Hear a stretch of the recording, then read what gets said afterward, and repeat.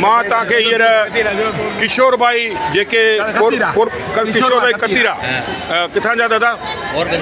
ही सभु पोरबंदर जा हिते जमा थिया आहिनि। मां त ॿुधंदो आहियां पोरबंदर में ॾाढो वॾो ख़तरनाक शहर आहे, पर अॼु मूंखे लॻे थो असांजा सिंधी भाउर हिते लहर सां रहंदा आहिनि, ॾाढा ख़ुशि लॻा पिया आहिनि।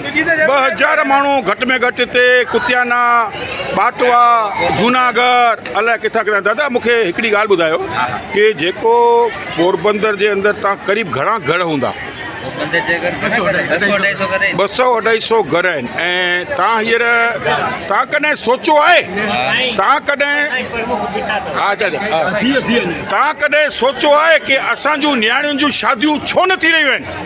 तव्हां मूंखे ॿुधायो, असांजूं धीअरूं नियाणियूं जिन जूं शादियूं न थी रहियूं आहिनि, इन जा ज़िमेदार असां पाण ख़ुदि आहियूं।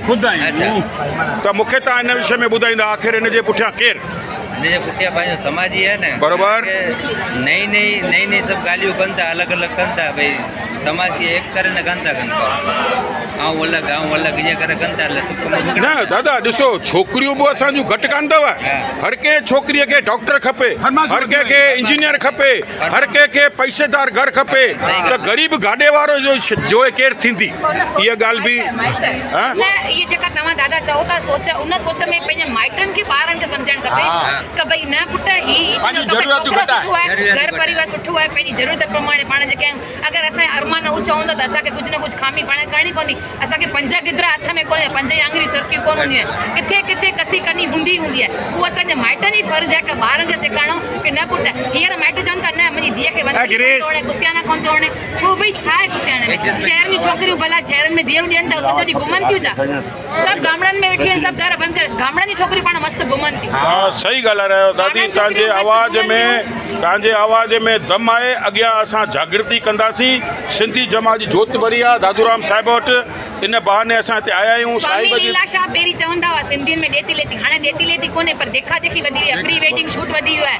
हर का नंढे वॾे फंक्शन ते केक था कटजनि, सभिनि खे घुरजनि था। अहिड़ा सभु ख़र्च माइटनि जा। पोइ जा त माइट दवा पई मरनि था, जा त नियाणियूं दवा पई मरनि थियूं। इन्हनि में जवाबदार केरु? पंहिंजो समाज आहे। पंहिंजो समाज गॾिजी करे सभु मां बंदि कंदमि, मुंहिंजी मां मुंहिंजे घर खां शुरूआत कंदमि त समाज कंदो। न त छा चवंदा हिन पंहिंजे घर खां शुरूआत कोन कई, ॿिया छो कंदा? अरे पर मां त ॿुधो आहे छोकिरा बि घर वेठा आहिनि। छोकिरियुनि जी ॻाल्हि छॾियो, छोकिरा बि शादियूं न थी रहियूं आहिनि। छोकिरनि जी शादियूं हिन करे नथियूं थियनि, जेके पणजी अचनि थियूं उन्हनि खे ऐशो आराम खपे, मोबाइल खपे, गाॾी खपे, सॼो ॾींहुं लैपटॉप खपनि, घुमणु खपनि। त उन्हनि माइटनि खे कोन्हे, माइट नथा पहुची सघनि, छा कनि? उहे छोकिरा चवंदा हाणे असांखे पणजणो ई कोन्हे। हिकु घर मां 2 घर त थियनि ई थियनि था।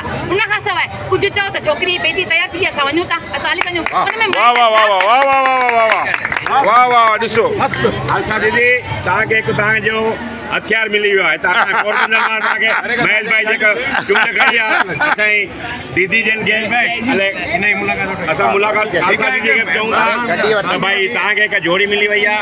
तव्हां मुंहिंजे मोबाइल नंबर में कॉल कंदा न त तव्हांखे ट्रू कॉलर में नालो मिलंदो शेरनी। शेरनी थी करे रहणो पवे असांखे। न असां तूं नियाणी आहीं, बहादुर आहीं, असां तोसां गॾु आहियूं। तुंहिंजा भाउर तोसां गॾु अथई, ईअं सोचे हलिजे। स्त्रीअ खे जीवन जीअण जो अधिकार आहे न आहे। छाकाणि त अगरि उहा स्त्री विधवा थी थी वञे, उहा स्त्री अनमेरिड आहे, हिकु सिंगल लेडी खे जीवन जीअण जो अधिकार कोन्हे। छा मां ख़ुदि हिकु सिंगल लेडी आहियां, मूंखे जीवन, मां हिकु शेरनीअ वांगुरु जीवन जीअंदी आहियां। राति 1 बजे कंहिंखे फोन कंदे घर अकेली वेंदी। इन करे तव्हांखे असां कुतियाना ॾिनो आहे, साण साण बाटवा, केशोद, हिन पासे माणवंदर, हिन पासे वंथली, जूनागढ़, तव्हांखे सभु ॾेई था सघूं। असां तव्हांखे सौराष्ट्र जिलो महिला सेल तव्हांखे ॾेई था सघूं। महिला सेल। हा हा, अचो दादा अचो।